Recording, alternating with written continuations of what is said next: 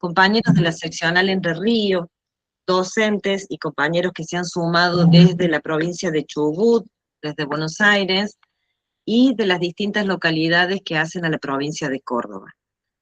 A continuación, la idea es poder desarrollar una charla en la que la exposición se va a dar en primer lugar, y al finalizar vamos a poder responder las preguntas que ustedes van a realizar de manera puntual sobre la temática que se trabaje en la charla a través del chat.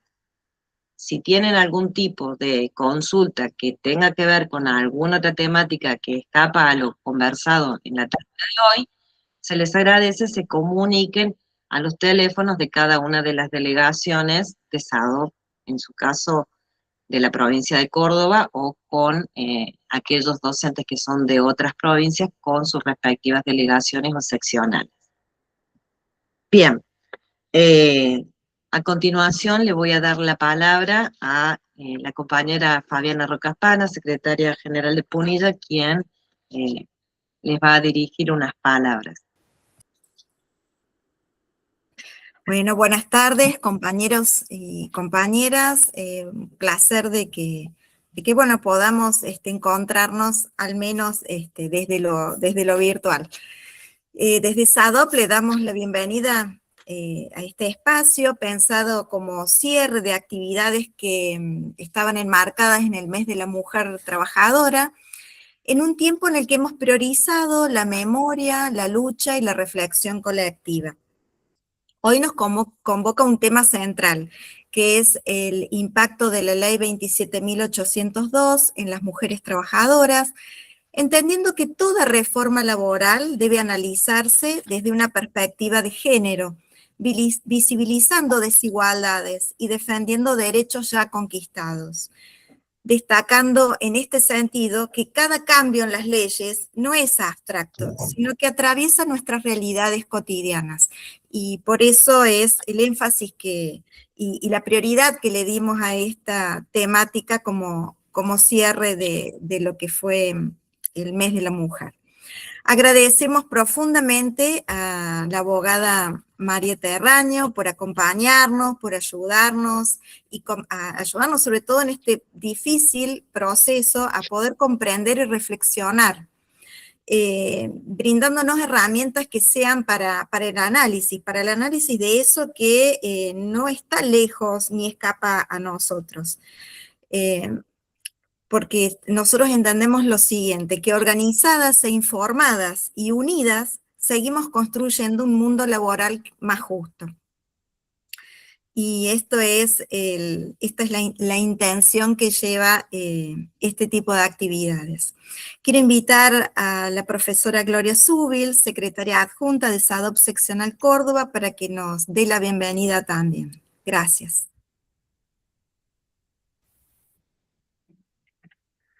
Gracias, Fabi.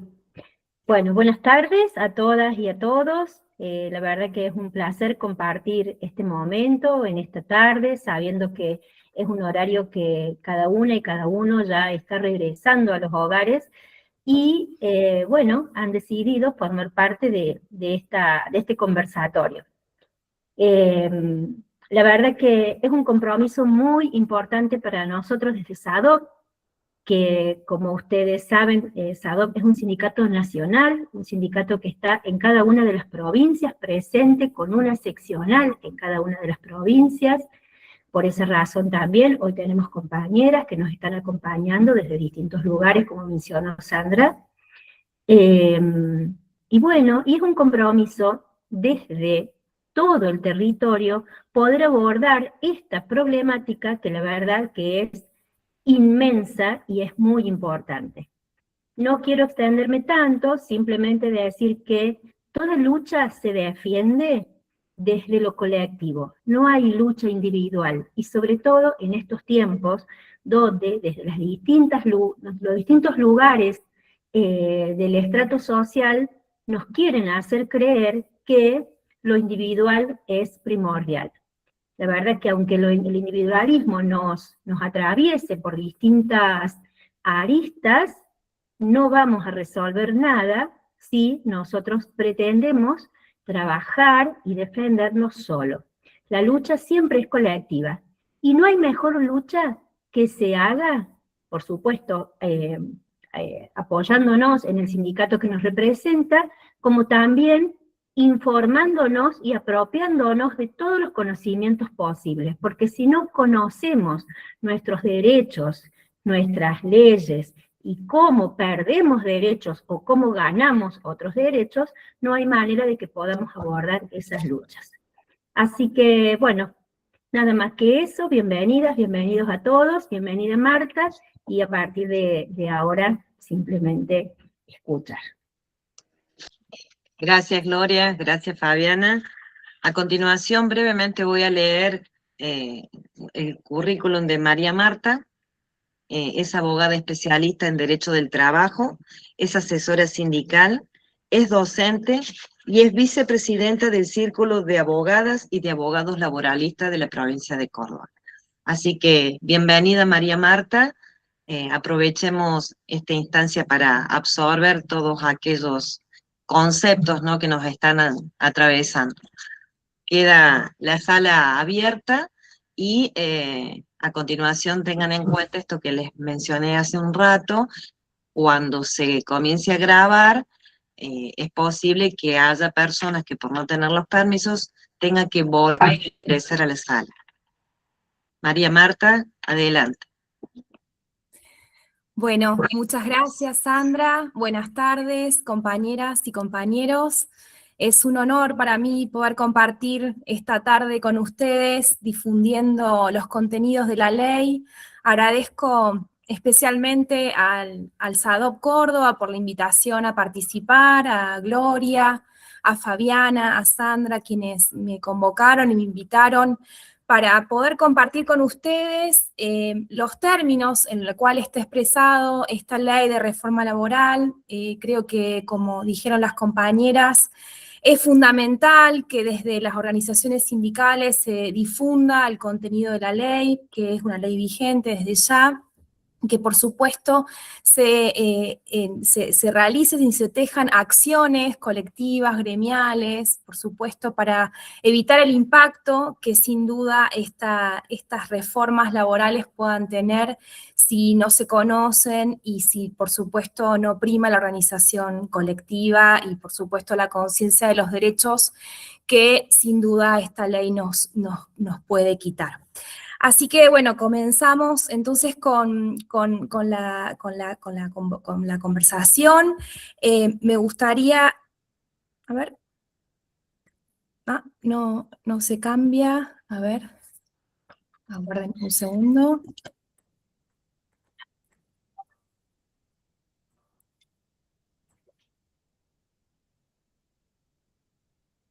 Ahí está.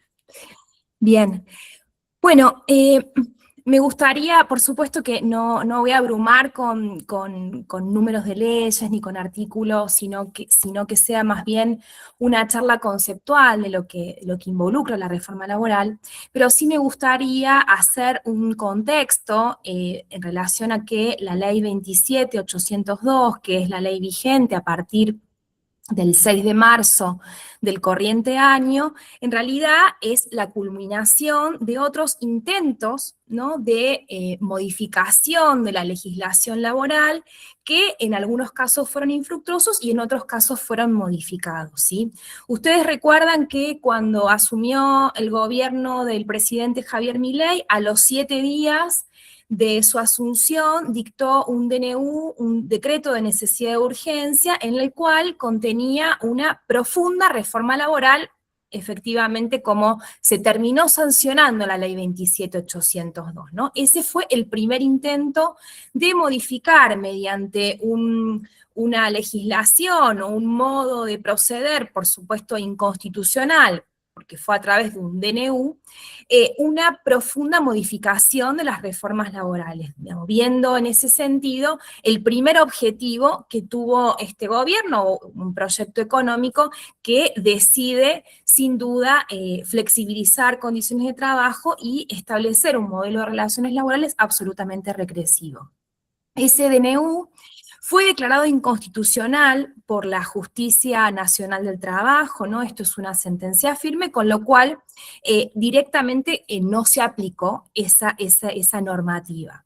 Posteriormente, en julio del 2024, se dictó la Ley Bases, que es la Ley 27742, que también modifica aspectos de la Ley de Contrato de Trabajo, ¿no? La Ley de Contrato de Trabajo es el código de trabajo que rige principalmente en nuestro país, en particular para trabajadores y trabajadoras del ámbito privado, ¿no? Regula nuestra vida laboral, es una ley vigente 1974, en el cual tuvo una reforma agresiva y brutal por parte de la dictadura militar, pero que contiene el núcleo de derechos y garantías que sostienen el sistema laboral argentino, por supuesto, esto derivado del artículo 14 bis, ¿no? Vamos a ver que el derecho laboral es un derecho, por supuesto, y netamente protectorio y progresivo, ¿no? Este es el objetivo, los cimientos que fundamentan el derecho social tiene que ver con la protección de las personas más vulnerables, que siempre son las personas que trabajan. Posteriormente, en mayo del 2025 se dictaron 2 DNU más, que son el 340 y el 341, particularmente afectando a la actividad docente, y que también fueron suspendidos cautelarmente y fueron declarados inconstitucionales, ¿no? Toda esta legislación, ¿no?, fue yendo y viniendo en relación al profuso contenido que contenía el DNU 70, ¿no? O sea, que era sobre todo muy extenso y que se terminó aprobando con la ley 27802, que es la que vamos a ver particularmente. Pero sí me interesa que ustedes puedan visualizar este recorrido de reformas y de intento de reformas que finalmente se plasmaron en la ley que fue votada por el Congreso de la Nación, ¿no? En este sentido, si bien al principio se legisló de una forma absolutamente inconstitucional en cuanto a la forma, ¿sí? O sea, había un vicio de forma, un DNU no puede reformar una legislación de fondo, finalmente se tuvo los consensos políticos para que esto surgiera de una ley. Como tal, la ley no puede ser declarada toda inconstitucional, ¿no? Sino que decimos, y efectivamente así, bueno, todavía está en análisis de la justicia, pero que hay muchísimos artículos que son abiertamente inconstitucionales. Por eso, la CGT interpuso una acción declarativa de certeza con una medida cautelar en la cual logró suspender 82 artículos de la ley 27802, ¿no? La ley 27802 es una ley que llamamos ley ómnibus porque contiene muchas leyes, ¿no? Modifica muchas leyes y mucha legislación, que es una ley que tiene más de 200 artículos. La suspensión de parte de la Justicia Nacional del Trabajo, ¿no? Esto es un juzgado de primera instancia, determinó cautelarmente y provisoriamente que 82 artículos, podemos dividirlo en 40 del ámbito individual y 40 del ámbito colectivo, no se pueden aplicar en todo el territorio de la nación en virtud de la legitimación que tiene la CGT, ¿no? Por lo cual, en este momento o este día de la charla, ¿no? Digo, porque por ahí esto puede cambiar de semana a semana, hoy por hoy contamos con muchos de los artículos, diría los que conforman la columna vertebral del proyecto que establece la ley 27802, que se encuentran suspendidos. Esto quiere decir que no corresponde su aplicación. Y en esto me interesa destacar, porque, bueno, yo sé que hay muchos compañeros y compañeras que tienen cargos representativos sindicales, además de compañeros y compañeras de comisión directiva, y por supuesto activistas, que para determinar la inconstitucionalidad o para defender los derechos no se necesita, por supuesto, una judicialización de los derechos, ¿no? Tenemos que defenderlos en la escuela, en el ámbito de trabajo, ¿no? Y determinar la inconstitucionalidad, por supuesto, los fallos respaldatorios que determinan la suspensión abonan por supuesto, la cuestión de la constitucionalidad o no de las reformas que se van a plantear, ¿no? Pero es muy importante que nosotros tengamos claro los aspectos que conforman la ley para poder defender en términos protectorios nuestras condiciones de vida y de trabajo en el lugar de trabajo. Entonces, no, esperen. Bueno, está como, esperen que se me fui un montón. Ahí está. Ahí está. La ley 27802 está bajo el título, ¿no? Y desde el gobierno nacional se intentó establecer sentidos comunes en el sentido de que nuestro mundo de relaciones laborales ha cambiado en virtud de la tecnología, ¿no? De la robotización, de la incorporación de la inteligencia artificial, mismo el modo en el cual nos encontramos hoy, ¿no? Que por supuesto, en el momento que se sancionó la Ley contra el Trabajo, mencionamos en el año 1974, no existían las tecnologías que existen actualmente, ¿no? Entonces, en función de esta locución y estos sentidos, se intentaba establecer que era necesario un cambio de legislación para poder abordar la modernización laboral. Al mismo tiempo, se estableció que se necesita un crecimiento del empleo, ¿no? O sea, que una ley podría promover un crecimiento del empleo formal y de calidad. Por supuesto que ningún artículo en todo el pasaje de la cantidad de artículos que contiene la ley de reforma laboral, en ningún artículo se establece una caracterización que puede ir de la mano de esa modernización laboral que tanto alegaban. Es decir, en ningún artículo se establece justamente el acompañamiento, digamos, de la tecnología, ¿no? Para poder abordar las relaciones laborales tal como la vemos actualmente. Sino que por el contrario, la ley ha derogado incluso la ley de teletrabajo, que fue una ley sancionada en el año 2020, en plena pandemia, justamente para contemplar estas formas nuevas de interrelación laboral o de dependencia laboral, en la cual están intermediadas por las tecnologías de la información y de la comunicación, denominadas TICs, ¿no? Y además que es una ley que especialmente prevé el cuidado, ¿no? Como un derecho. Directamente no solo no lo contempló, sino que derogó esa legislación que tiene que ver con una modalidad que es a través del teletrabajo. Al mismo tiempo, algo que se ve y que es algo absolutamente nuevo en nuestro tiempo, que tiene que ver con la uberización del trabajo, ¿no? Con la posibilidad de trabajar en plataformas, sea para el transporte de servicios, sea incluso bajo otra modalidad.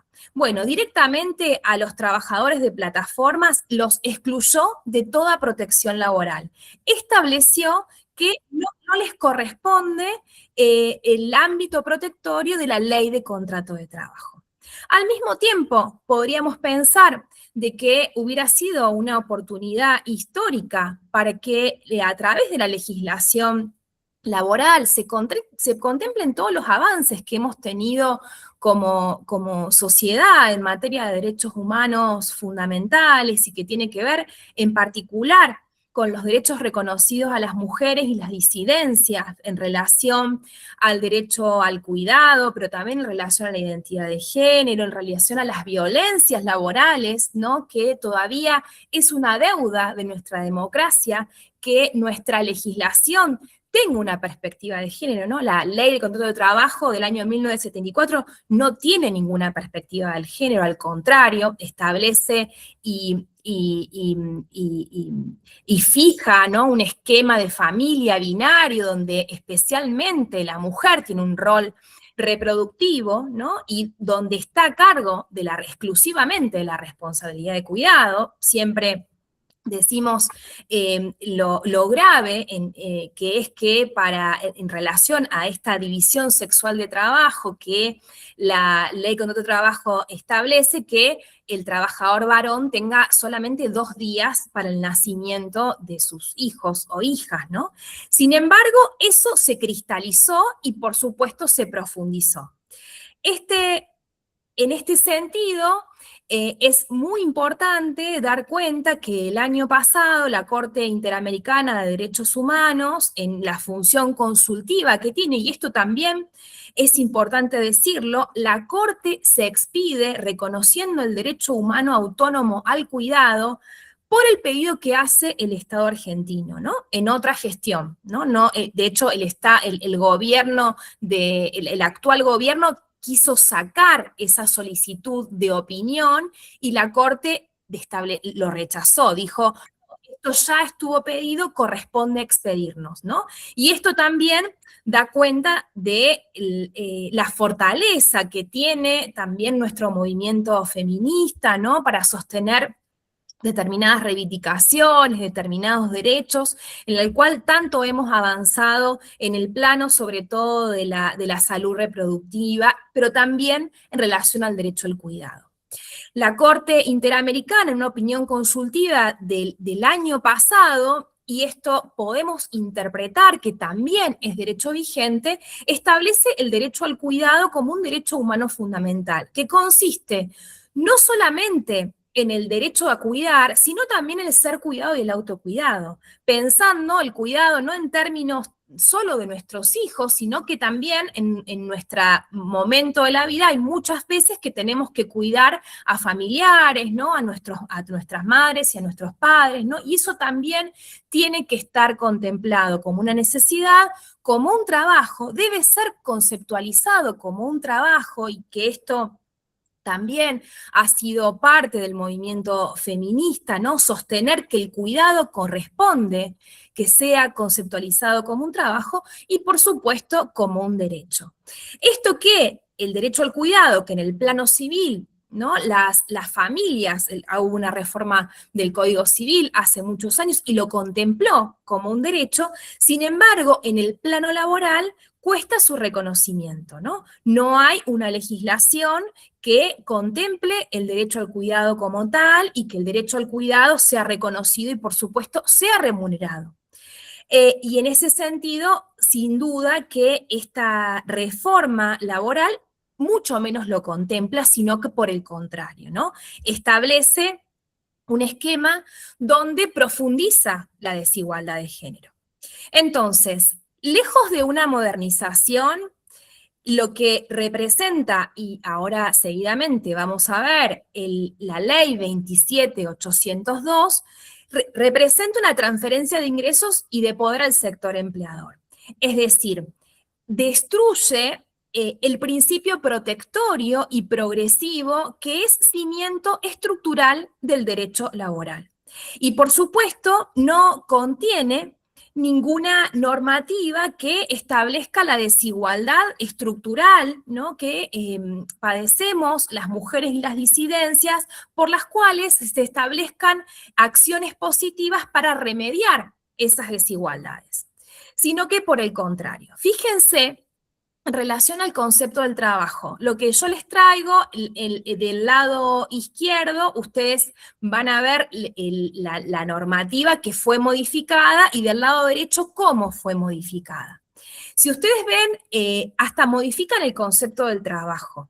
El concepto del trabajo, la ley de 1974, ¿no? Acompañada de la legislación internacional, ya desde Declaración de Filadelfia, que dio nacimiento a la Organización Internacional del Trabajo, establece que el trabajo no es una mercancía. No es una mercancía porque quienes trabajamos somos personas, y las personas son dignas por el hecho de ser personas, ¿no? Y por lo tanto, tiene que siempre centrarse la protección en la persona trabajadora. Fíjense que la conceptualización del año 1974, que hablaba del hombre y no hablaba del ser humano, ¿no? Con una mirada androcéntrica del mundo, como es una mirada patriarcal, establece que el trabajo es una actividad productiva y creadora.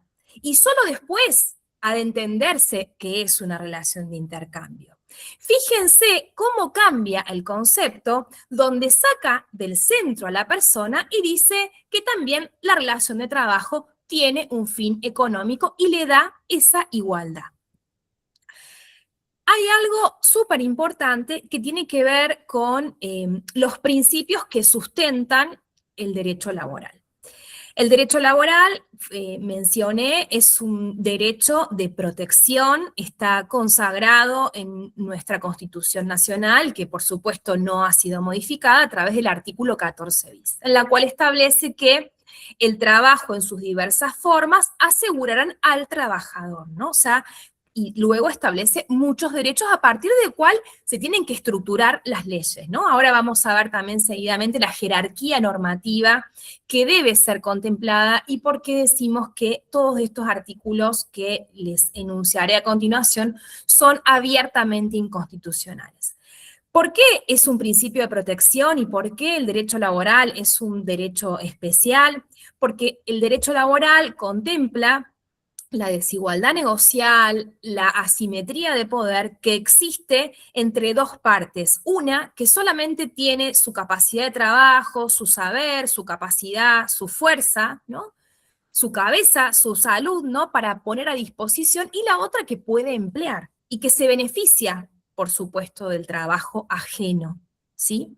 En función de contemplar esa desigualdad que existe, el derecho laboral viene a establecer compensaciones, ¿sí? Desigualdades, ¿no? Normativas, justamente para equiparar esa asimetría y esa desigualdad. ¿Cómo lo hace? A través de principios y a través de derechos y garantías. Uno es un principio que tiene que ver con en la interpretación que se hace de algún conflicto que pueda existir, y esto, el artículo 9 va muy de la mano de los juicios laborales, la ley dice que ante una duda, el juez deberá decidir en el sentido más favorable al trabajador. Ustedes ven que eso directamente se eliminó. Lo tachado es que no existe más. Por lo tanto, el juez ahora, o ante un conflicto normativo, directamente va a tener que decidir conforme ordena el nuevo artículo 9, ¿no? Comparando instituciones del derecho del trabajo, ¿no? Mediante una interpretación, por supuesto, más vacua. Esto, hago una aclaración en primer lugar, esto es absolutamente inconstitucional, no quiere decir que del análisis que nosotros efectuemos, yo vengo a explicarles o a dar cuenta, ¿no? De cuál es el contenido de la ley, lo cual no quiere decir que no podamos tomar otra normativa para hacer regir, ¿no? Los principios. Pero es importante que ustedes puedan dar cuenta de lo grosero que implica esta reforma y cómo vienen a barrer nuestros derechos. Hay otro principio que es el principio de irrenunciabilidad, que es trascendental y que es estructurante también. En función de la consideración de la desigualdad que existe, la ley entiende que si un trabajador o trabajadora establece o trabaja o incluso acuerda firmando, ¿no? Formalmente determinadas condiciones de trabajo o determinadas modalidades contractuales que va en perjuicio de sus derechos, no quiere decir que esté a sus derechos, sino que lo hace en virtud de una necesidad vital, que es que si no trabaja bajo las condiciones que le impone el empleador, se queda sin empleo. Es decir, hay una libertad condicionada. En derecho laboral siempre hay una libertad condicionada, ¿no? De hecho, se dice que el mayor acto de libertad es poder decir que no. Entonces, en función de la imposibilidad de decir que no, la ley protege mediante un principio de interpretación que es fundante en el derecho laboral, que tiene que ver con la irrenunciabilidad.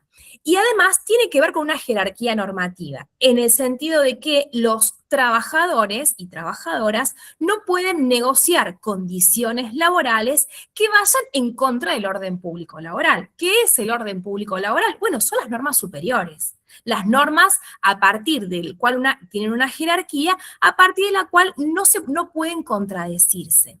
Esto revierte esa forma de interpretación y habilita, y vamos a ver con qué modos, que los trabajadores y trabajadoras puedan negociar individualmente condiciones de trabajo perforando ese orden público laboral que es irrenunciable, ¿no? Esto es, en estos artículos que yo les traigo, podemos dar cuenta ya de lo más gravoso y dar cuenta del modo de proceder y cuál es la direccionalidad y cuál es el objetivo de la reforma laboral.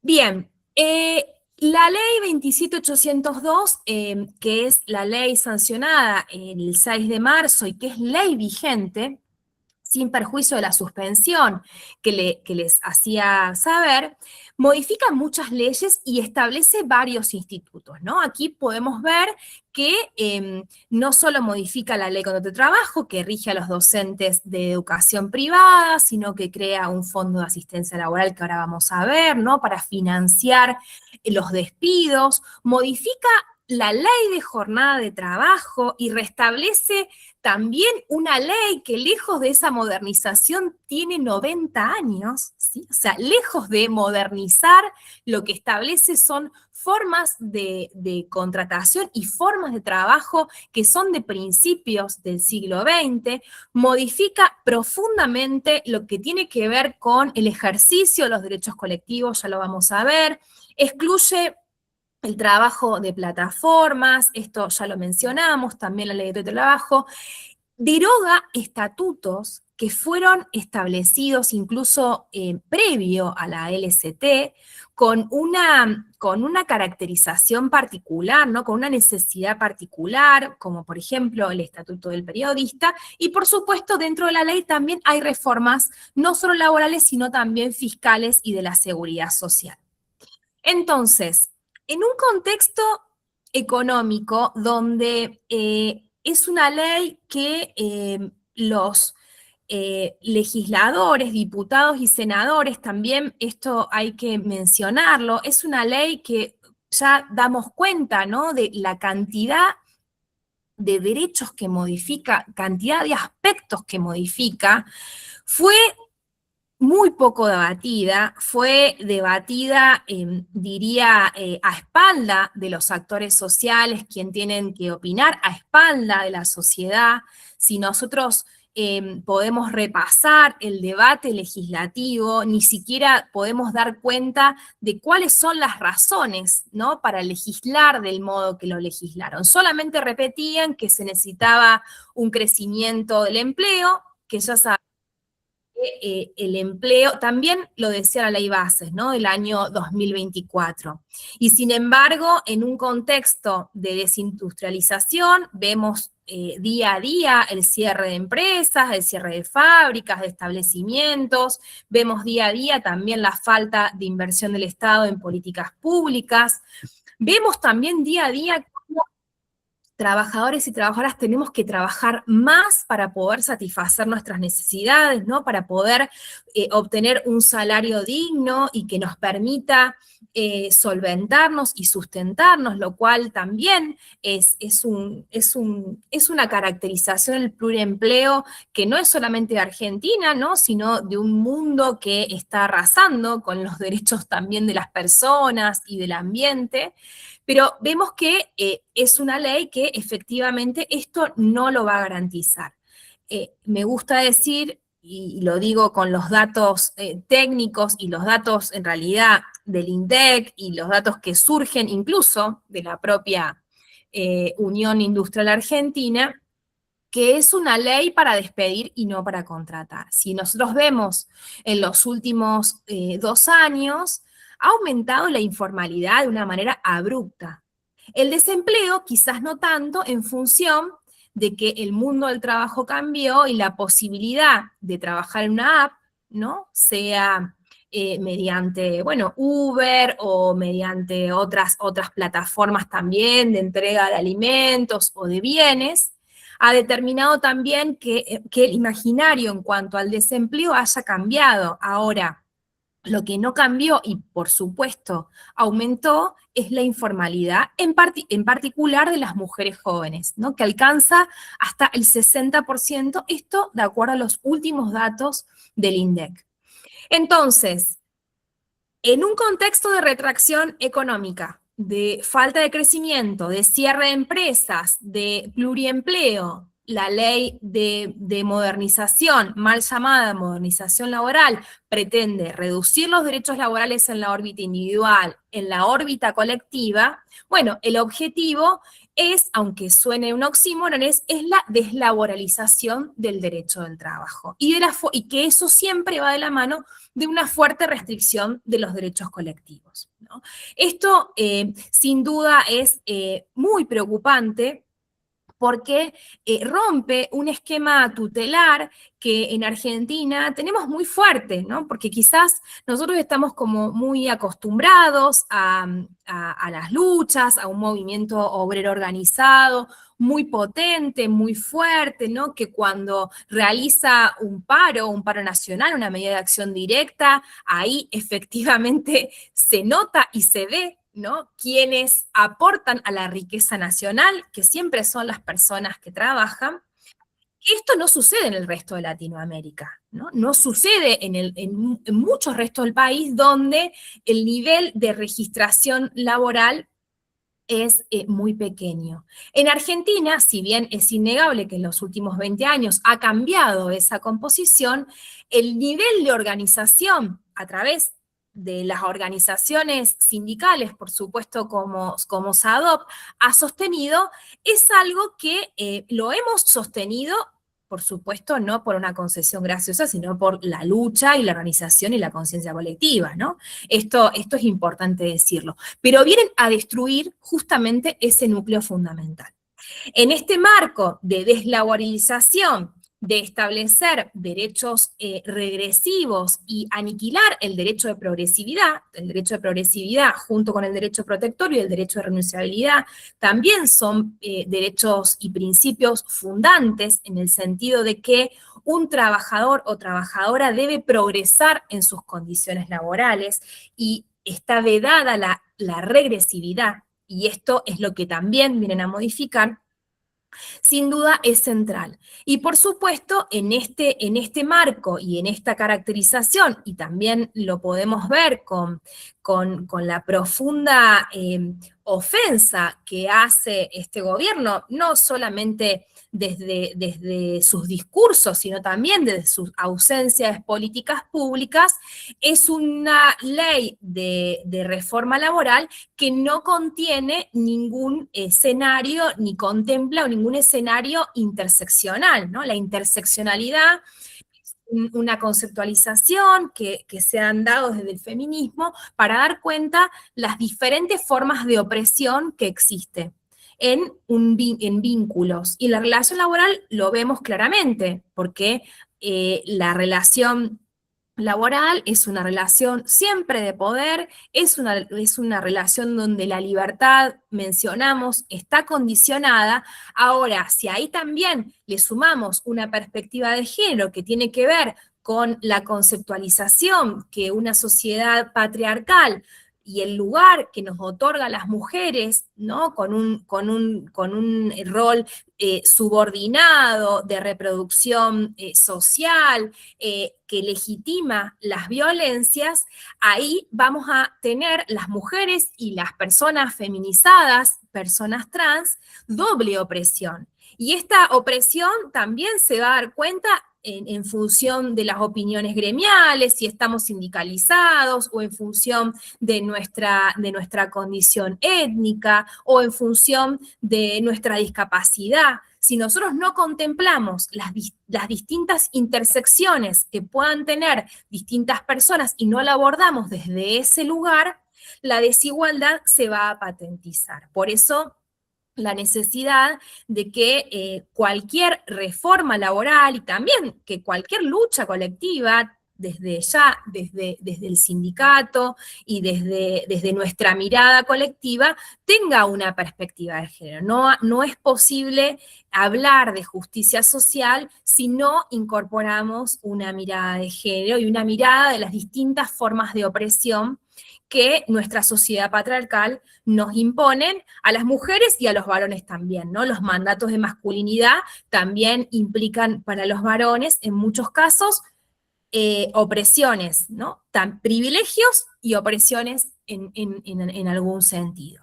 Entonces, esto es importante poder mencionarlo porque lejos de promover esta reforma laboral, condiciones que mejoren nuestra vida o nuestra vida laboral para las mujeres, por el contrario, va a patentizar y a potenciar las desigualdades de género. Ahí me interesa que puedan visualizar este precario, este precario triángulo que yo realicé en mi filmina, para que ustedes tengan en claro cuál es la articulación normativa. La articulación normativa tiene que ver con una jerarquía normativa.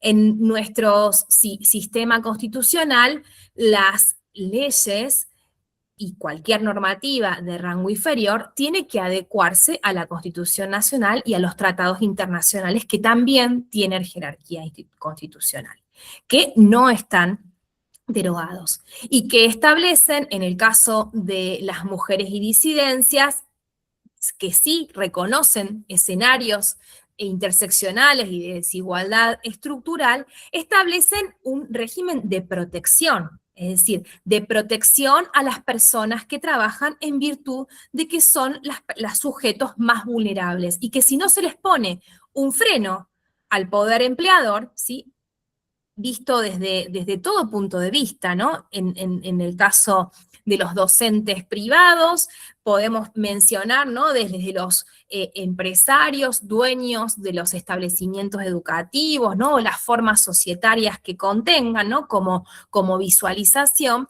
Si no se le pone un límite al poder de organización y al poder de dirección, sin duda, las personas que trabajan van a quedar en una situación de mayor vulnerabilidad. Por lo tanto, en función de esta jerarquía normativa, el estatuto del personal docente, bueno, no podría estar en contraposición al artículo 14 de la Constitución Nacional y los tratados internacionales, como por supuesto los acuerdos paritarios que también se logren no podrían contradecir. Mucho menos en función del principio de renunciabilidad, los contratos individuales, ¿no? No podrían contradecir ese plexo tutelar que establecen la Constitución, las leyes y los convenios colectivos. Entonces, y los usos y costumbres que también los rechaza la ley de reforma laboral, al margen que también elimina, la justicia social lo elimina como concepto, ¿no? No está eliminado de nuestra concepción normativa, pero lo elimina como concepto, ¿verdad?, para dar cuenta de hacia dónde está dirigido claramente esta reforma. Los usos y costumbres también son fuente de derecho y también integran el patrimonio de los trabajadores y las trabajadoras. Me refiero a determinadas condiciones de trabajo que pueden ser, bueno, tener una media hora de refrigerio, por ahí no está contemplado en ningún lugar, pero en determinados establecimientos se establece, bueno, esa media hora de descanso ingresa al patrimonio y al contrato y a la relación laboral y por lo tanto puede ser fuente de derecho y así podemos seguir con muchos ejemplos. En ese sentido, si ustedes ven esta pirámide normativa, lo que establece esta reforma es que los contratos individuales podrían contradecir esa jerarquía normativa y para la ley, tal cual está pensada esta reforma, tendrían vigencia y por lo tanto no podrían ser oponibles.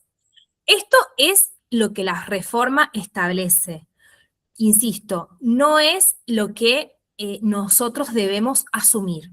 Y en este sentido me parece importante reiterar, a riesgo incluso de ser reiterativa, que no asumamos la reforma como tal. tengamos una mirada crítica, tengamos una mirada defensiva de los derechos en el lugar de trabajo, una mirada colectiva, reforcemos la organización sindical justamente para poder cambiar los sentidos que esta reforma laboral viene a plantear. Esto lo tomé efectivamente del manual de la delegada y el delegado sindical que tan amablemente las compañeras me han compartido, que me parece un instrumento súper valioso para la organización colectiva y para tener en claro cuáles son los derechos. Fíjense que en el manual lo dice claramente, ¿no? Las conquistas obtenidas no pueden ser quitadas, por eso toda ley, convenio o acuerdo privado interpartes debe siempre mejorar la situación que tenía antes el trabajador o la trabajadora. Esto es el principio de progresividad. Hay aspectos que tienen que ver con los aspectos individuales. No voy a mencionar todo porque podríamos estar mucho tiempo, pero sí algunos que me parecen los más importantes y que creo que en función de su actividad tienen que prestar atención. Uno es la modificación del artículo 66. El artículo 66 establece la posibilidad de que el empleador pueda modificar las condiciones de trabajo. También, con el mismo esquema, lo del lado izquierdo es el artículo antes de ser reformado, del lado derecho cómo se reformó.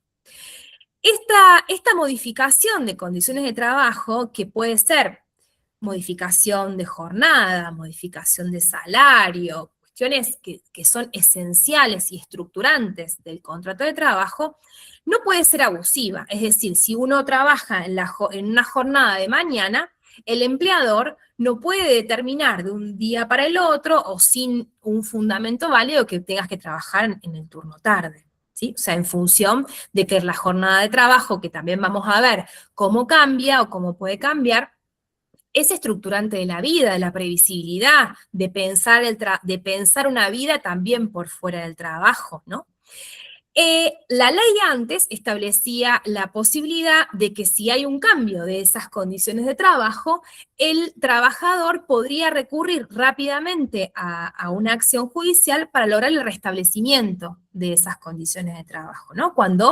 Sobre todo cuando es una condición absolutamente abusiva, mediante una vía rápida, mediante una vía cautelar, ¿no? Era una forma, era una tutela, una garantía para limitar el poder del empleador.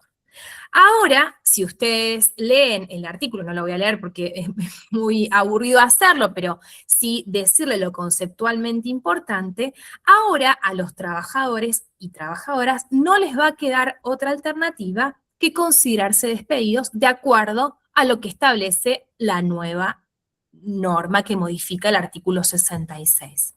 Entonces, frente a una modificación de condiciones de trabajo, ya vimos la posibilidad de que la ley establece de que se establezcan modificaciones en el contrato de trabajo de forma individual, digamos, está habilitada la negociación individual, que ya sabemos cómo funciona, o sea, quien individualmente no hay posibilidad de ganancia para trabajadores y trabajadoras. Frente a esa modificación abusiva, la única alternativa que les quedan a los trabajadores y trabajadoras es considerarse despedidos, ¿no? O sea, van limitando y van condicionando nuestra voluntad. Además, hay que decirlo que la ley Bases también modificó en el mismo sentido, es decir, la ruptura de la relación contractual cuando una trabajadora es discriminada, ¿no? En el sentido si una trabajadora es discriminada, la ley habilitaba y corresponde, y esto corresponde, ¿no? Que así sea, que que esa medida discriminatoria sea considerada nula y por lo tanto restablecer las condiciones laborales alteradas. La ley Bases mercantilizó directamente el despido discriminatorio. Frente a una discriminación, el empleador dice la ley, tiene que pagar más, pero el despido discriminatorio es válido, ¿no? Frente a esta conceptualización de que el trabajo no es mercancía, fíjense cómo mercantilizan el abuso de las condiciones de trabajo que los empleadores puedan determinar. Insisto, Esto establece esto de esta forma. Si en nuestros lugares de trabajo, por caso, le llegaran a un compañero o compañera modificar las condiciones laborales, no es que tenemos que aceptar sin más el artículo 66. Ustedes tendrán sus asesores en los sindicatos, ¿no? Y se puede recurrir a medidas, ¿no? Para lograr el restablecimiento de esas condiciones de trabajo alteradas. Acá simplemente yo les expongo un análisis de lo que la ley viene a establecer y lo que viene a modificar para que ustedes puedan dar cuenta del abuso y la visibilidad que esto tiene, por supuesto, en beneficio de los empleadores, ¿no? En beneficio de la parte más poderosa de la relación laboral. Un aspecto también súper importante que tiene que ver con la soberanía del tiempo, que es un concepto acuñado desde hace un tiempo a esta parte, caracterizado por lo que sucede en nuestras relaciones de trabajo o la imposibilidad de que los límites de la jornada cada vez se van desdibujando, no solamente por las tecnologías, ¿no? Que muchas veces las tecnologías, el WhatsApp concretamente, ¿no? Reproducen y seguimos estando informadas o teniendo información de nuestro trabajo hasta, por supuesto, mucho más pasada nuestra jornada laboral, pero acá lo que establece la ley y que modifica es la jornada de trabajo. Ustedes tienen una jornada menor, más allá de que sí sé que tienen particularidades, pero en Argentina el límite de la jornada de trabajo es un límite muy grande al compás del resto de los países, es de 48 horas semanales. Lejos de modificar ese límite, establece que esa jornada de trabajo va a poder ser modificada en beneficio del empleador y que no va a haber hora extra, ¿no? Si una jornada de trabajo, por ejemplo, es de lunes a viernes, pongamos por caso, de 8 a 5, el empleador va a poder disponer de esas horas de trabajo pidiéndole, de acuerdo a la temporada o de acuerdo a las necesidades del establecimiento, de que trabaje más horas un día, puede ser cualquier cantidad de horas, siempre que se cumpla el plazo de descanso de 12 horas de descanso, y que el trabajador pueda compensar, o trabajadora pueda compensar esas horas trabajadas de más. Por lo tanto, se desdibuja las horas extras. Yo sé que en el caso de los docentes y las docentes el concepto de hora extra no se da en todos los casos. En otras actividades es algo muy importante, incluso que trabajadores viven dentro de la fábrica para poder obtener un salario que les permita cubrir sus necesidades, ¿no? Se desdibuja. Y en esto también el impacto de género es absolutamente trascendente. En el artículo anterior también, en la posibilidad del ejercicio del poder disciplinario frente a una situación de desigualdad en la cual las mujeres en todos los casos, y más en las relaciones de trabajo estamos inmersas, hay un impacto de género directamente. En el uso de la jornada, desde ya que sí, porque si las mujeres somos las que tenemos en nuestras sociedades patriarcales la responsabilidad del cuidado, no somos las mujeres quienes no podemos no tener previsibilidad, porque el cuidado sí requiere previsibilidad. Entonces, frente a un cambio abrupto de la jornada de trabajo, quienes sí o sí vamos a vernos perjudicadas, vamos a ser las mujeres, ¿no? En este sentido, la jornada de trabajo y la ausencia de soberanía en nuestro tiempo, por supuesto, dejando de lado y subestimando e invisibilizando absolutamente los cuidados, esto sin duda va a repercutir en peores condiciones de trabajo para las mujeres, en términos de acceso al empleo, en términos de progreso al empleo, en términos de obtener trabajos donde podamos progresar y obtener mayores categorías profesionales, por ejemplo, y por lo tanto mayor salario. Otro aspecto importantísimo y que también tiene un impacto de género muy importante es la posibilidad de establecer salarios dinámicos.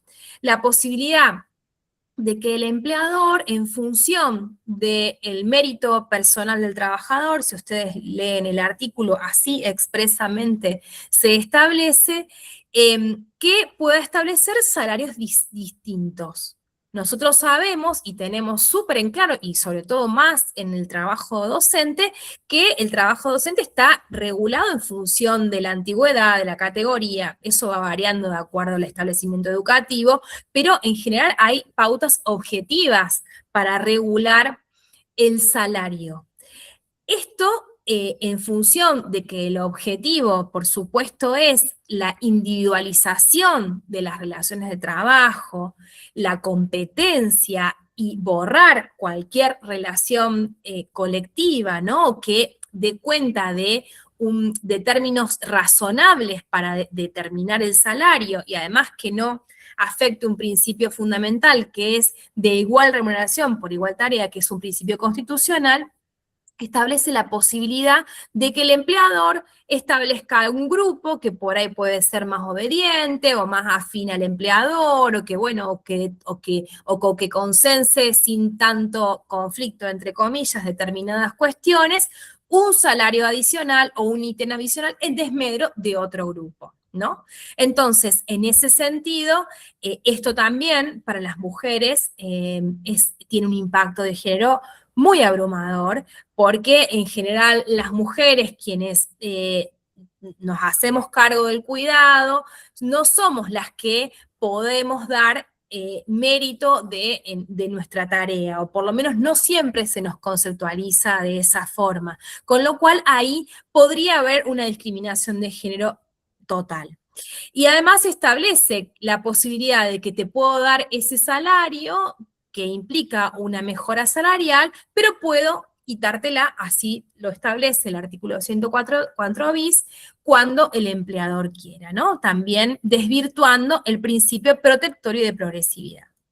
En materia de salario también, reduce la base de cálculo de la indemnización. Ustedes saben que frente a un despido sin causa, la protección del despido arbitrario también sigue siendo una garantía constitucional, se establece una base remuneratoria, que eso va a impactar en la multiplicación por la antigüedad, ¿no? Mientras más base haya, mayor va a ser la indemnización. Bueno, lejos de beneficiar ante la ruptura de un vínculo laboral, de beneficiar al trabajador desempleado, beneficia al empleador, va a pagar mucho menos en cuanto a la indemnización. Y no solo reduce la indemnización, sino que van a ser los trabajadores, ahora lo voy a explicar seguidamente, quienes van a pagar su propia indemnización, aunque ustedes no lo crean, ¿no? Quienes vamos a pagar la indemnización vamos a ser los trabajadores y trabajadoras y, por supuesto, los actuales jubilados a través de la creación de algo absolutamente nuevo en nuestro ámbito laboral, como es el Fondo de Asistencia Laboral, que seguidamente les explico. Además, establece la ley, como si fuera poco, que una vez que se acepta la liquidación final, no se puede reclamar más nada, ¿no? O sea, muchas veces cuando se despiden, a veces hay un error en la categorización, hay un reconocimiento de un ítem salarial que no estuvo reconocido, los trabajadores pueden reclamar esos ítems que les corresponde. O sea, son derechos que asumieron y que oportunamente no fueron reclamados, podrían reclamarlos, ¿no? Porque en definitiva son sumas de dinero la cual el empleador se abstuvo de pagar, incumplió, ¿no? Se ahorró a expensas de nuestro salario. La ley establece que esto está extinguido, que no, una vez que se firma el recibo de indemnización, el recibo de liquidación final, no pueden volver a reclamar, no pueden plantear una acción civil o una acción laboral, por supuesto. Además, como si esto fuera poco, parece como que les voy contando y cada vez es como más increíble, ¿no? Desde en la balanza, cuando vemos a quién beneficia. No les estoy ocultando bajo ningún aspecto alguna norma que puede beneficiar a los trabajadores, ¿no? Les aclaro esto. No se las oculta porque no existe, no hay norma, no hay ninguna norma que en esta reforma laboral beneficie a los trabajadores. Como si esto fuera poco, si los trabajadores deciden hacer un juicio laboral y cobran y tienen una sentencia favorable, se establece que la posibilidad para los empleadores de ese crédito laboral, los empleadores puedan pagarlo en 6 y 12 cuotas, ¿no? Esto no sucede en otro plano. Si uno tiene una demanda de daños y perjuicios por un accidente, no sé cuántos de aquí habrán tenido un juicio, espero que no mucho, digo, transitar un juicio no es algo grato para nadie, pero ustedes saben que si cobran, cobran la totalidad. No hay un ahora 12 para la persona que tiene que responder. Bueno, sí hay para los empleadores. Los empleadores incumplidores en la cual los trabajadores han tenido que contratar un abogado, plantearse un juicio, llevar adelante una acción judicial, tienen la posibilidad de pagar hasta en 12 cuotas. Esto ya ha sido declarado inconstitucional, incluso el primer fallo que determinó la inconstitucionalidad ha sido un fallo de la provincia de Córdoba, Sala 1, con el voto del doctor Ricardo Gileta. El Fondo de Asistencia Laboral es algo novedoso en nuestra legislación, no tiene que ver con el fondo de cese laboral que está previsto en particular para los trabajadores de la construcción, sino porque en ese fondo son empleadores y trabajadores quienes aportan en función de la actividad, sino que este fondo de asistencia laboral, ustedes fíjense la cantidad de artículos en la cual se regula y en la cual tienen que estar reglamentados, implica esto, implica que los empleadores de la masa salarial que va a contribución patronal, ustedes saben que a los efectos de la seguridad social, los trabajadores y trabajadoras realizan un aporte a la seguridad social, un aporte previsional, y los empleadores una contribución. Todo esto, todos estos aditamentos va al ANSES, ¿sí? Al ANSES, a la caja, digamos, de acuerdo al régimen de jubilación que tenga, pero va al ANSES.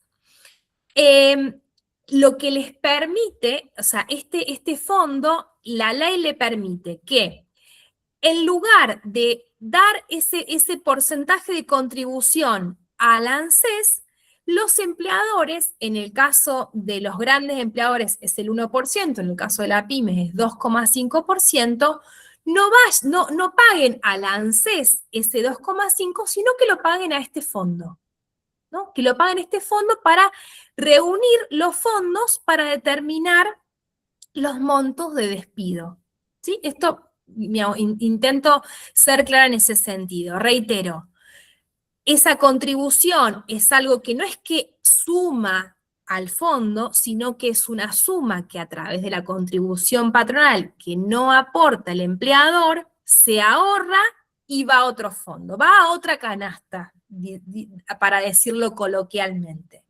Va a una canasta donde ese empleador va sumando esas sumas a los efectos de los futuros despidos que decida promover. Dos cosas. Podríamos hablar mucho tiempo, no quiero extenderme mucho en este sentido, pero sí decirles, tiene dos impactos. El primero, como ustedes claramente darán cuenta, un impacto en la seguridad social. Ese ahorro que se tiene de esa contribución patronal que se ahorra implica un desfinanciamiento concreto en la seguridad social, 2.500 millones de dólares. Se está hablando de esa suma, ¿no? En función de que es una suma que ya no va al ANSES, sino que va al fondo. Además, establece un mecanismo que muchas veces los empleadores, el despido arbitrario o la indemnización frente al despido, muchas veces implica un mecanismo disuasorio para los empleadores. Un trabajador de mucha antigüedad, trabajadora de mucha antigüedad, el empleador va a pensar más de una vez si le conviene despedir o no, porque es una suma que tiene que erogar para cubrir esa indemnización que cubra ese despido. Ahora, esa disuasión en relación a los trabajadores de más antigüedad no la va a tener porque tiene fondos disponibles. Fondos que no los puso, sino que fueron fondos que se ahorró. Se ahorraron con nuestras futuras jubilaciones y con las jubilaciones actuales. Entonces, esto es sumamente gravoso y además hay que decir que estos fondos no son disponibles para el empleador, no son disponibles para políticas públicas, sino que van a ser administrados por el Ministerio de Economía, por los bancos, ¿sí? Van a disponer de nuestro dinero, a través de nuestro salario diferido, que es a través de la seguridad social. Con lo cual, el Fondo de Asistencia Laboral, que está prevista su vigencia a partir de junio de este año, y que el fallo del doctor Ojeda, que suspende con la medida cautelar, lo ha suspendido, hasta tanto vamos a ver qué pasa, sin duda reconfigura absolutamente nuestro esquema de relaciones laborales. Es decir, cuando mencionamos que es una ley para despedir y para no contratar, con el FAL nos damos cuenta, ¿sí? O sea, aquellos trabajadores con más antigüedad, cuando esté el Fondo de Asistencia Laboral, sin duda van a ser despedidos, porque esos fondos están a la mano, y van a poder contratar nuevos trabajadores en función con estas formas absolutamente regresivas y flexibilizadoras que inaugura esta ley de reforma laboral. Ya estamos finalizando, últimos minutos. Sí, me interesa, por supuesto, yo también soy asesora de muchos sindicatos, también del ámbito público y también del ámbito privado, y nos quedaríamos muy a mitad de camino si no enunciáramos que es un modelo de relaciones laborales, contenido en la ley de reforma laboral, que no cierra si no vemos en particular la restricción profunda que existe a los derechos colectivos, ¿no? Nos quieren sin derechos, con derechos flexibles, renunciando a nuestro bienestar, a nuestra jornada, a nuestro tiempo libre, pero también nos quieren individualizados, nos quieren solos, quieren desarticular la organización colectiva. Desde algo que tiene que ver con el funcionamiento, digamos, los aportes patronales, que eso hasta el momento no se modificó, pero lo que es peor aún es a través de la organización colectiva, a través de la restricción del derecho a asamblea, del derecho de huelga, el derecho a negociación colectiva. Esto no lo voy a enunciar largamente porque, bueno, ya hace varios minutos que estamos conversando y me parece valioso poder escucharlo si tienen algún comentario, pero sí enunciarles lo siguiente. Por un lado, se limita el derecho a realizar asambleas. Esto, insisto, no quiere decir que nosotros tengamos que aceptar. Esto es absolutamente inconstitucional, abiertamente inconstitucional. Esto anula las bases democráticas de nuestra sociedad. Todas las personas podemos reunirnos, cualquier ciudadano puede reunirse. Por supuesto que los trabajadores no perdemos nuestra ciudadanía laboral por ingresar al establecimiento educativo, ¿no? El derecho a asamblea es un derecho constitucional, es un derecho fundamental y tiene que estar vigente. Pero, de alguna forma, lo que establece la legislación es que para la realización de asambleas hay que pedir autorización al empleador, ¿no? Al empleador te va a autorizar una actividad que en general siempre está en contra de sus intereses, difícil. Como si esto fuera poco, dice el artículo, los trabajadores, las organizaciones sindicales tienen que pedir autorización para la elección de asambleas dentro o fuera del establecimiento, ¿no? El poder del empleador también se extiende hasta el sindicato, hasta la sede del sindicato. Podríamos pensar de esa forma, hasta la vereda. Una locura desde el lugar que se lo mire, pero así han legislado y así han votado nuestros diputados, diputadas y senadores y senadoras. Establece una limitación a la huelga, ahora la vamos a ver seguidamente, establece una limitación a la negociación colectiva.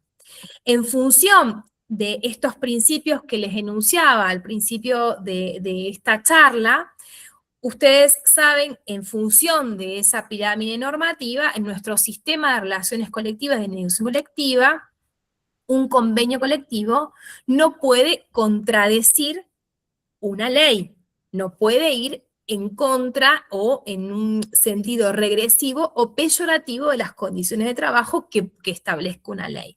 Al mismo tiempo, la articulación entre el convenio de actividad y convenio de empresa significa que lo que predomina es el convenio de actividad, justamente porque la negociación colectiva, mientras más amplia es, más fuerte es en cuanto a los derechos, ¿no? Porque la negociación colectiva siempre va de la mano de las acciones sindicales, del paro, de la huelga. Lo que hace la reforma laboral es darle primacía, no solo al contrato individual, como vimos al inicio, darle valor a la contratación, a este vínculo individual entre empleador y trabajador en soledad, sino que le da primacía también a los convenios colectivos de empresa, ¿no? Y ahí también, desde un plano colectivo, vuelve a desarticular algo que es absolutamente estructurante de los derechos colectivos de la negociación colectiva. No establece nada en relación al cuidado, como mencionamos, absolutamente nada en relación al derecho humano al cuidado. Ahora, sí establece que es un servicio esencial el cuidado de menores, también con esta, ustedes saben más que nadie que la categoría de menores es absolutamente vetusta, y que la educación, nivel guardería, preescolar, primario y secundario, es un servicio esencial, ¿no? Esto, y aparte lo establece como la primera actividad. Hay 65 actividades que son servicios esenciales y servicios de importancia trascendental. ¿Qué significa esto? Nosotros ya lo conocemos en nuestro país, a los servicios esenciales. Están establecidos en el artículo 24 de la ley 25877. ¿Qué significan los de servicios esenciales? Significan servicios donde puede estar en riesgo la vida, la seguridad o la salud de una población. No todas las actividades implican un riesgo a la vida, a la seguridad y a la salud de la población, sino algunas pocas actividades como está consensuada internacionalmente y antes establecía el artículo 24. Por ejemplo, un servicio hospitalario, servicio de luz y de gas, el control aeroterrestre, ¿no? Son actividades donde si la huelga se hace en un 100%, obviamente habría una afectación a estos derechos fundamentales. Para limitar el derecho de huelga, se establecieron un sinfín de actividades. Les enuncio 65, solamente puse esta para que ustedes den cuenta de la gravedad. Establece que la educación es un servicio esencial, por lo tanto, tiene que estar garantizada en un 75%. Es decir, de 10 trabajadoras o trabajadores, 2,5, 3, veamos cómo se compute ese 75, por poner un número de 10, podrían realizar una medida de acción directa, ¿no? ¿Qué más sentido tiene esto que no restringir el derecho de huelga, ¿no? Al margen que establece que la huelga puede ser descontada, digamos, y que puede haber un sinfín de sanciones por el ejercicio de un derecho fundamental como es el derecho de huelga. Esto ya, ¿se acuerdan al inicio que yo les hice ese raconto, el DNU 70, el 2023, el 340? Esto, la restricción del derecho de huelga, para que ustedes den cuenta de lo fundamental que es en este proyecto legislativo y político de restricción de derechos, ya se estableció en el DNU 70. Se declaró inconstitucional. En el 2025 se volvió a enunciar en el DNU 340. Se declaró inconstitucional y ahora finalmente tuvieron los votos necesarios para incorporar como una modificación legislativa la restricción al derecho de huelga. Esto ya, último minuto y finalizo, esto lo venimos mencionando, la reforma laboral es abiertamente inconstitucional, violenta el artículo 14 bis y muchísimos tratados internacionales que tienen jerarquía normativa y que por supuesto muchos tienen perspectiva de género y contemplan por supuesto escenarios de desigualdad estructural y que mandatan al Estado a que contemplen las situaciones de desigualdad en relación a las mujeres y disidencias bajo responsabilidad internacional. Esta reforma laboral, por supuesto que nada contemplan a ello. Asimismo, esto contradice la doctrina que sigue vigente de la Corte Suprema de Justicia Nacional, aunque tenga una conformación reducida a través de numerosos fallos los abogados y abogadas laboralistas mencionamos una primavera laboral, en la cual la Corte Suprema de Justicia de la Nación se ha pronunciado en relación a los derechos laborales, dándole una jerarquía constitucional, estableciendo que trabajadores y trabajadoras somos sujetos de preferente tutela constitucional y que toda ley debe mejorar las condiciones de existencia de las personas que trabajan, a contrario justamente de lo que establece esta reforma laboral. En suma, como ustedes podrán dar cuenta, es una reforma laboral que nada bueno puede establecer para nuestras condiciones de vida y de existencia. Afortunadamente hay mucha movilización en torno a lo que sucede con esta ley, al impacto que va a tener.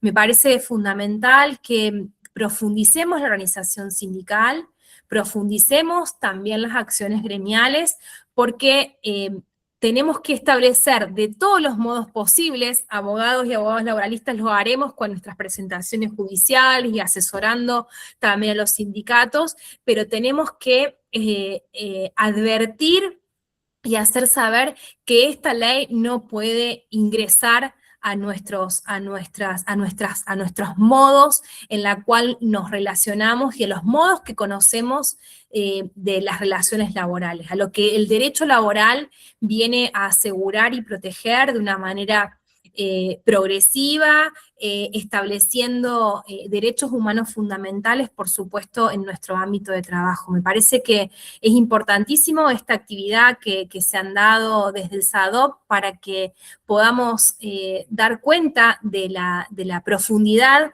y el cambio absoluto normativo que esta ley viene a imponer, por lo tanto, que no nos convenzan de que no podemos, no nos convenzan de que no tenemos derechos, porque, bueno, el movimiento obrero ha dado cuenta que a través de profundas luchas a lo largo de nuestra historia hemos obtenido condiciones laborales y de vida que nos permiten ser sujetos dignos para nosotros, nosotras y nuestra familia, así que hagamos valer eso, no bajemos los brazos y bueno, organicémonos sindicalmente para combatir esta nefasta reforma laboral.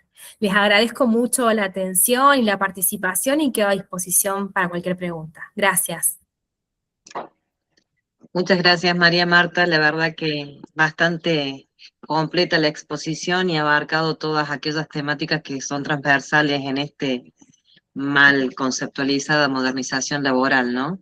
Creo que cada uno de nosotros guarda reflexiones, interpelaciones y también poder plantearnos cómo poder identificarlo en los espacios de trabajo, poder sumar la acción colectiva y la verdad que tenemos un trabajo colectivo importante para realizar dentro de las instituciones como trabajadoras docentes, pero por sobre todo por el avasallamiento que tenemos en función de estas nuevas normativas. Queda abierto el micrófono si alguien quiere realizar preguntas. Solo he podido receptar agradecimientos en el chat, así que les podemos dar algunos minutitos o si prefieren colocar su pregunta en el chat, la podemos reproducir.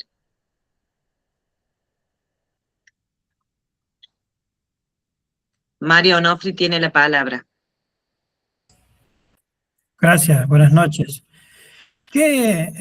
Doctora, qué instancia debemos o podemos esperar y en cuánto tiempo para saber si estos 82 artículos son declarados inconstitucionales o no?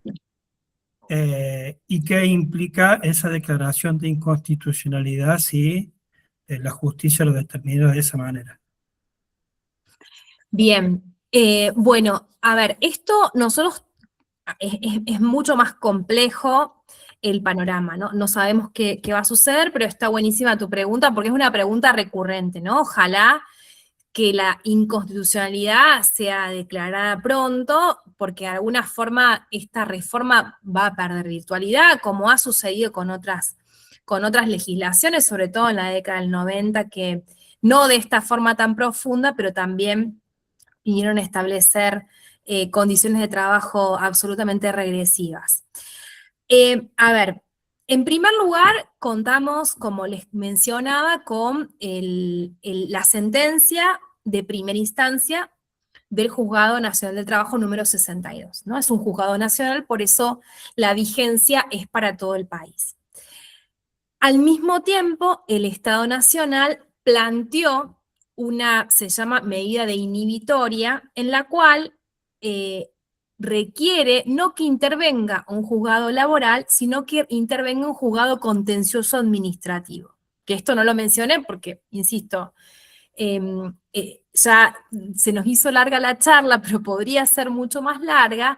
Hay una idea que está plasmada en la reforma laboral, que es que cualquier cuestión en la cual se litigue contra el Estado Nacional, aún en materia laboral, no sean los jueces laborales quienes decidan, sino sean el fuero contencioso administrativo. El fuero contencioso administrativo tiene una mirada fiscalista del Estado, no tiene una mirada de desigualdad como lo tienen los jueces laborales, ¿no? Son un juzgado que tiene esta especialidad, ¿no? Son jueces naturales en ese sentido. Entonces, el Estado Nacional planteó una inhibitoria para que la justicia nacional de contencioso administrativa se declarara competente.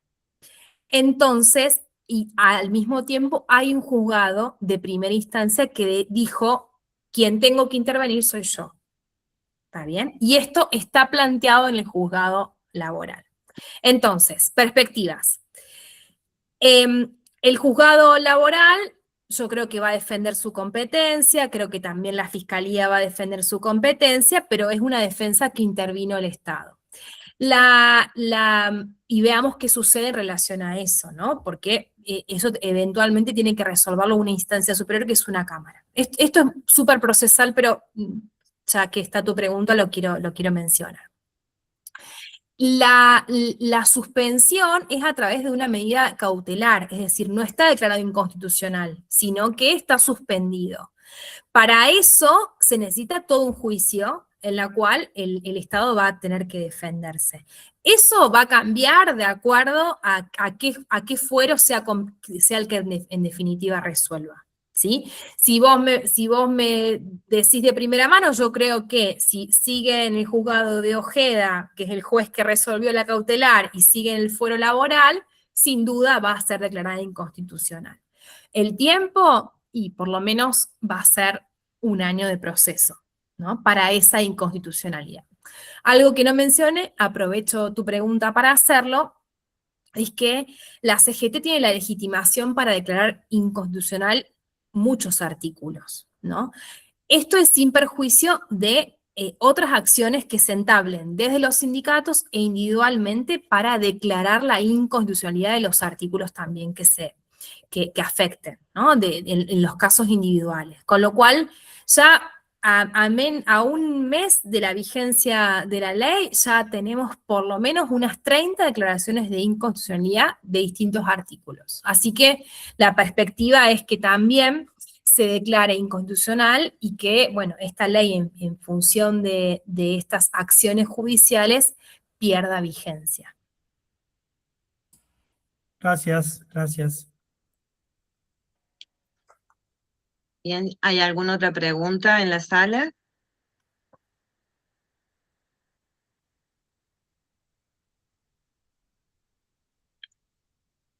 María Marta, no tengo en el chat alguna otra pregunta, solo agradecimientos, y por mi parte me parece que se han quedado con toda esa información en proceso que sin duda va a ser replicada con los compañeros en las escuelas, ¿no? Esto me escribían por privado algunos docentes. Así que yo quiero agradecerte y quiero darle la palabra a Gloria Subins, nuestra secretaria general adjunta de seccional, para que ella pueda hacer el cierre y quedamos en contacto. Gloria, tenés la palabra. Bien, gracias, Sandra. Bueno, María Marta, la verdad que un gusto tenerte con nosotros y creo que ha sido muy clara. Realmente, bueno, cada uno de los compañeros lo estaba escribiendo en el chat, así que agradecerte. Y va mi mensaje nuevamente reforzando lo que dije al comienzo. Sabemos que estamos transitando tiempos difíciles. La ley está en vigencia, nada más que, bueno, por este tiempo va a estar suspendida, va a llevar más o menos un año, como vos dijiste. No, la realidad de nuestros compañeros docentes, trabajadores en las escuelas privadas sabemos que es bastante particular y se diferencia justamente en lo laboral con respecto a las escuelas públicas.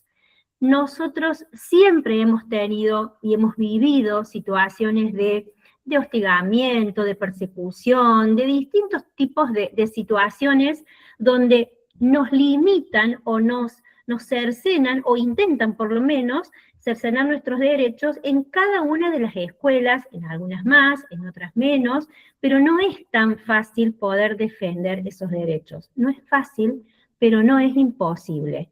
Entonces, nuevamente, refuerzo que la lucha sigue siendo colectiva, que tenemos un sindicato que está para dar respuesta a cada uno de los trabajadoras y los trabajadores docentes, que es importante estar afiliados y afiliadas, y que es una herramienta fundamental, porque siempre vamos a estar más protegidos y tenemos la posibilidad de estar informados. Entonces debemos escuchar atentamente los medios, poder discernir, poder pensar claramente, y cuando algo no entendamos, recurramos justamente a nuestra delegación más cercana para preguntar y sacarnos cada una de las dudas que tengamos. Sabemos que en estos tiempos los medios son bastante ladinos, así que no nos comamos cualquier verso y cualquier cosa que escuchamos, y justamente para eso está SADO, para eso está cada una de las delegaciones, con cada uno de los dirigentes que están para asesorarnos, para cuidarnos y para defendernos. Ante cualquier duda, comuníquense con nosotros y trabajen con cada uno de los compañeros y compañeras en las escuelas tejiendo redes. Siempre vamos a estar mejor y más protegidos si estamos juntos. La lucha siempre es colectiva, lo dije al principio, lo vuelvo a decir, así que a no perder la fuerza, la esperanza, y bueno, nada. Gracias a cada una y a cada uno de los presentes, y nuevamente gracias, María Marta, porque bueno, ha sido un placer tenerte, y seguramente estarás invitada en otro momento para continuar con con nuestros intereses y nuestras necesidades de aprender y de formarnos. Gracias. Bueno, muchísimas gracias a ustedes, a todos los compañeros de SADOP y a todos quienes participaron. Muchísimas gracias por la invitación, un honor. Gracias, María Marta, y gracias a todos los presentes en la sala, quienes han sostenido su participación atenta.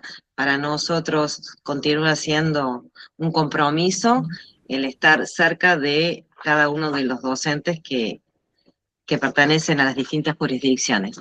Así que, en nombre de todos SADOP, muchísimas gracias, y que sean frecuentes los encuentros que nos inviten a replantearnos y a repensar las condiciones en las que estamos y las que podemos transformar de manera colectiva.